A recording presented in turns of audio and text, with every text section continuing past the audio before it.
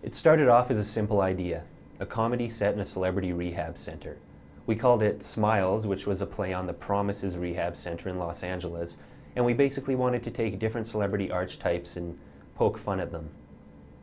Of course, things that start off simple often have a way of becoming complicated. I'm the producer, and you might as well call me that, because I doubt you've heard my name anyway.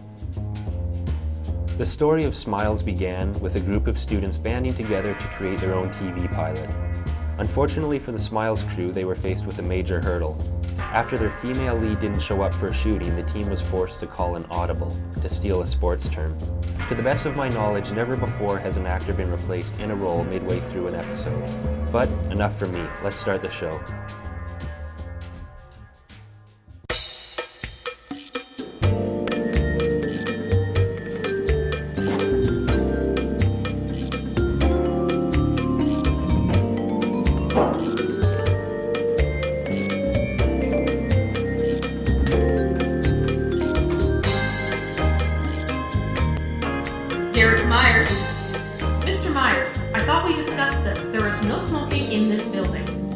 If you must, do so in the smoking area or I'll be forced to take punitive measures.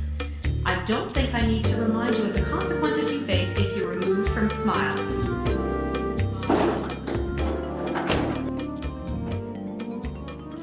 All I'm doing is having a little apple juice, granola, you gotta go bother all day. Why you keep hassling me? Huh? Why can't you leave me the puppy, fruit? You know what? This is this.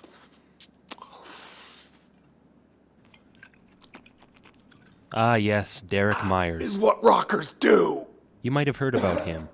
Dizzy Myers, as he prefers to be called, is the former lead singer and rhythm guitarist of the late 90s hard rock group Brain Blender.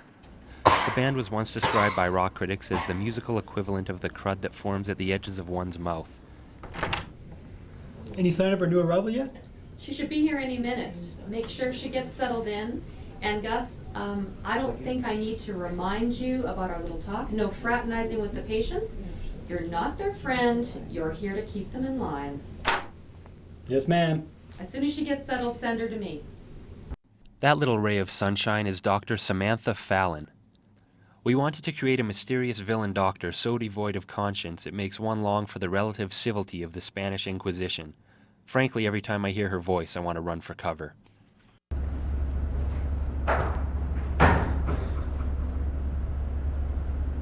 This is Tracy Hansen.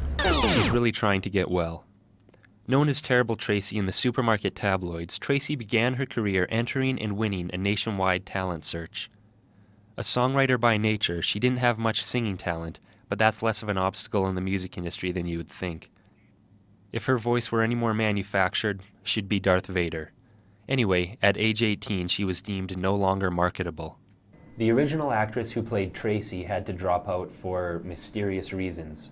Let's just say we haven't ruled out alien abduction. She was replaced halfway through shooting by Jordan Malachi. So here's a fun drinking game. Whenever Tracy changes, take a shot. By the end of the third act, you'll be too hammered to tell the difference, and the show will be a lot funnier. Take it away, Tracy 2. You must be Tracy. We've been expecting you. You must be somebody. Name's Gus. I'll take your word for it. So how long am I in this place? Well, can I get that for you? No. How long? Well, you're a special case, Miss Hansen. The terms of your court order say that release is conditional upon proof of sobriety. That means no definite timeline. Fantastic. I'm going to look through there, too. Go ahead. You know, I must say I was really looking forward to meeting you. Yeah, I'll bet you were. No, not in that way. I wasn't making a pass at you. I've got a white van with no handles on the inside. That's why I pick up chicks. I just see a smile. You know, we might get along pretty good, kid. Is everything a joke with you?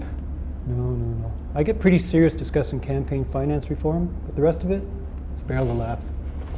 Well, I suppose it's about time you meet the rest of this twisted little family. This is Sally Rae Parker. You may remember her as the middle child, May, on the late 80s sitcom April, May, and June. A recovering meth addict, Sally Rae is a reason they have to keep the cleaning supplies in locked cabinets. But you didn't hear that from me. Behind that newspaper sits one of the most brilliant minds in the political game. Malcolm MacDonald Jr. comes from generations of politicians. His grandfather, Tommy MacDonald, is widely recognized as a trailblazer of progress. Malcolm Jr. is widely recognized as the man who threw up on the Queen. Once again, you didn't hear that from me. Maurice Bulldog Byron. Once one of the most feared goons the sport of hockey has ever seen, a series of head injuries has caused some slight glitches in his mainframe. Numerous nagging injuries have led to a dependency on painkillers, but you didn't hear that from, screw it, who are you gonna tell? You see, Bulldog? The makeup helps to darken the skin tone so that you don't look so pasty and bleached when all the lights are on you. I know hockey players don't usually wear makeup, but it really lets you accentuate the purple hair I gave you yesterday. And I mean, even musicians like Dizzy wear makeup. Hey! I never wore makeup, all right? That sort of thing was out in the 90s. Hey, honey, I'm up here. This was all me. Rock and roll, woo! Anyways, when I was on TV, I never had to wear a lot of makeup though. All the actors used to say that I was blessed with perfect skin tone for television. And I suppose that clown paint you have on now is all natural. Don't you have a bottle you should be crawling back into? Don't you have some producer's bed to be crawling into?